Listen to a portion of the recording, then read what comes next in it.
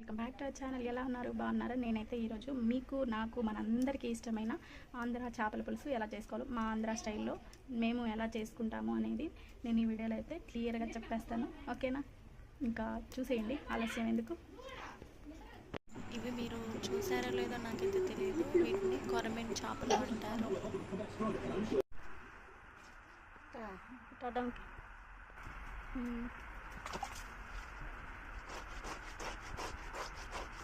చేపల పులుసు అంటే అందరికీ తెలుసు. అది నేను ఇప్పుడు మీకు ఎలా చేశాను అనేది నేను ఇప్పుడైతే మీకు ఈ వీడియోలో చెప్పేస్తాను. క్లియర్గా ఒక 2 నిమిషాల్లో అయితే టకటకా చెప్పేసుకుందాము. ఫస్ట్ అయితే నేను చింతపండు ఒక 200 గ్రామ్స్ తీసుకున్నాను. మెత్తగా పులుసు చేసేసాను. తర్వాత కారం, ఉప్పు, పసుపు, ధనియాల పౌడరు, కొంచెం జీలకర్ర పౌడర్ వేసేసి నేను ఇలాగ కలిపి పెట్టుకున్నాను. తర్వాత 2 టమాటాలు పెద్దవి 2 తీసుకొని ఇలాగ కలిపేసి అందులో ఉన్న చెత్త మొత్తాన్ని తీసేయండి. ఇలాగ నేను పులుసు కలిపి పెట్టుకున్నాను. తర్వాత ఇప్పుడు తిరగమాత పెట్టేసుకుందాం. ఈ పొయ్యిని వెలిగించేసుకున్నాను. ఆంధ్ర చేపల పులుసు పొయ్యి మీద చేసుకుంటే మనకు చాలా చాలా బాగుంటుంది. ఎమ్ముగా ఉండే ఒక గిన్నె పెట్టేసుకోండి. కుక్కర్ గిన్నె అయితే నాది.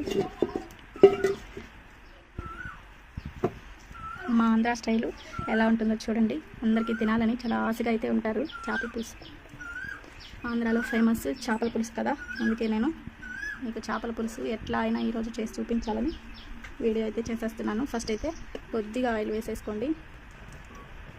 పొయ్యి మంట వేసిన తర్వాత ఇక్కడ కొద్దిగా ఎండగా ఉంది, చాలా చాలా ఎండగా ఉంది. పైన అయితే ఇక్కడ చెట్టు ఉంది కాబట్టి చెట్టు నీడలు కొద్దిగా పడుతున్నాయి. కూరకు సరిపడినంత మనం ఆయిల్ అయితే నూనె అయితే వేసేసుకున్నాను. ఇప్పుడు జీలకర్ర ఆవాలు వేసేసుకుంటున్నాను. మనకు చిప్పట్లాడితే మనకి బాగా నూనె కాగుతుందని అర్థమైపోతుంది. ఇప్పుడు తర్వాత ఎర్రగడ్డ చిన్న చిన్న ముక్కలుగా కట్ చేసేసుకోండి. కొన్ని కర్రీ లీవ్స్ అంటే కరివేపాకు. ఇప్పుడు మనము ముందుగా సిద్ధం చేసుకున్న పులుసు వేసేసుకోండి. చూడండి, ఇదే పులుసు.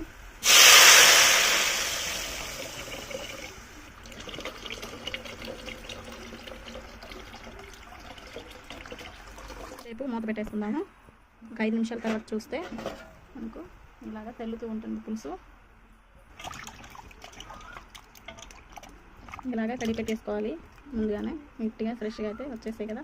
మనం చేపల్ని కడిగి పెట్టేసుకున్నాం కదా. ఇప్పుడు పులుసు తెల్లుతూ ఉంది, అందులో వేసేసుకుందాము.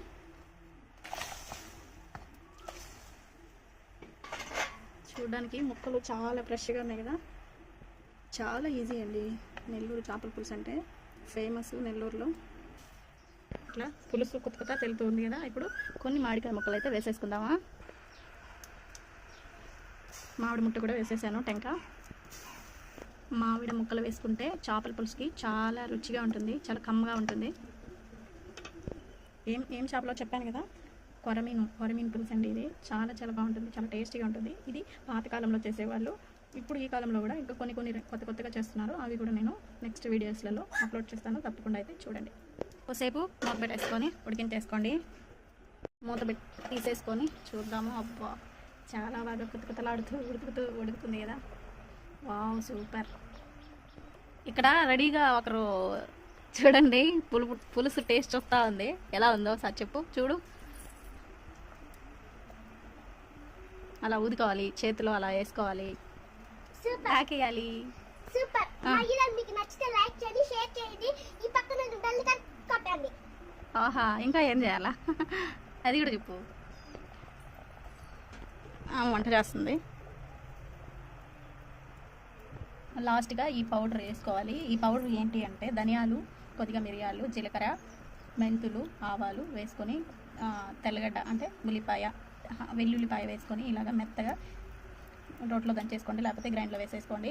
ఇప్పుడు దీన్ని మనం ఇందులో వేసేసుకోవాలి.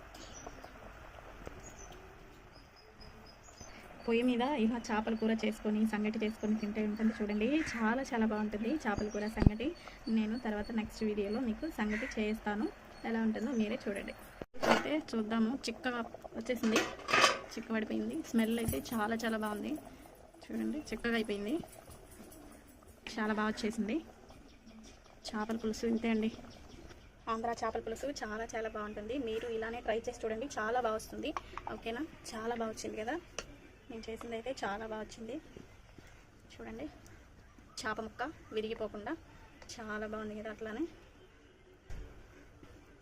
చేపల పులుసు ఇలా చేసుకొని ఒకసారి ట్రై చేసి చూడండి, చాలా బాగుంటుంది. ఇంతే అండి ఈ వీడియో. నెక్స్ట్ వీడియోతో మీ ముందుకు వచ్చేస్తాను. మా పాప చెప్పినట్టు మీరు తప్పకుండా అయితే సబ్స్క్రైబ్ చేయండి, లైక్ చేయండి, అలానే గంట సింబల్ అయితే ఆల్లో ఉంచుకోండి. నేను పెట్టే ప్రతి ఒక్క వీడియో ముందు మీకు నోటిఫికేషన్స్గా అయితే వచ్చేస్తాయి.